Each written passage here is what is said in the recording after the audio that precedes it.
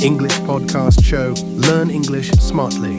Hello and welcome back to the English Podcast Show, your favorite place to learn English naturally and confidently. I'm your host, Emma, and today we're diving into a very practical topic, talking about yourself. Whether you're preparing for an interview, making new friends, or taking the IELTS speaking test, knowing how to talk about yourself fluently is essential. And joining me today is a special guest, Alex. He's here to share his story and give us a natural example of how to talk about yourself in English. Hi, Emma. Thanks for having me. Hello, listeners. I'm Alex, and I'm super excited to be here. I'm originally from Canada. I work in digital marketing, and I've been living abroad for the past 3 years. Awesome. So let's start with the basics. Alex, how would you normally introduce yourself to someone new? Well, usually I'd say something like, "Hi, I'm Alex. I'm from Toronto, Canada. I work as a digital marketer. In my free time, I love hiking, reading biographies, and learning languages." Simple, but it works. That's a great intro. Notice, listeners, he gave his name, where he's from, his job, and a few hobbies. That's a solid structure for self-introduction. So, Alex, how did you get into digital marketing? Good question. After university, I wasn't sure what I wanted to do. I studied psychology, but I realized I loved writing and data. I found digital marketing to be the perfect mix. I started with internships, then landed a job in a marketing agency, and now I work remotely for a tech company. Interesting transition. Now let's go a bit deeper. Can you describe yourself using a few personality adjectives? Sure, I'd say I'm curious, reliable, and creative.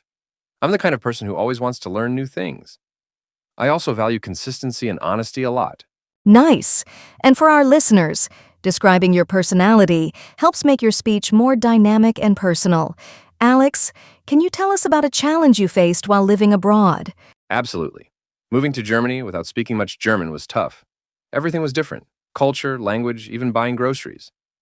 But over time, I adapted. I took language classes, made friends, and now it feels like home. That's inspiring. Adapting to new situations is something many people can relate to. So, if you were in an IELTS speaking test and the examiner asked, "Describe yourself," how would you answer in 20 to 30 seconds? I'd say, "My name is Alex. I'm from Canada and currently living in Berlin. I work in digital marketing. I'm a curious and reliable person who enjoys hiking, reading, and meeting people from different cultures. I believe in continuous self-improvement and staying positive." Perfectly said. That's a fantastic IELTS-style response. Before we go, let's bring in Maria, our vocabulary expert, to explain some of the useful words and phrases from today's episode. Hi everyone, I'm Maria, and I'll go over some key vocabulary we heard today. Digital marketing, promoting products or services using digital channels like social media, email, or search engines. Internship, a short-term job or training, often unpaid, that helps people gain work experience. Adapted, change behavior or habits to suit a new environment. Curious, wanting to know more, eager to learn. Reliable, someone you can trust to do what they say. Consistent, always behaving in a similar, dependable way. Self-improvement, working to make yourself better in skills, character, or knowledge. IELTS speaking test, a part of the IELTS exam where you have to speak in English on various topics. And here's a tip. When you describe yourself, mix in some positive personality traits and life examples. That will make your English sound more natural and impressive. Thank you so much, Maria. And a big thanks to Alex for sharing his story. Listeners, I hope this episode helped you learn how to talk about yourself with more confidence.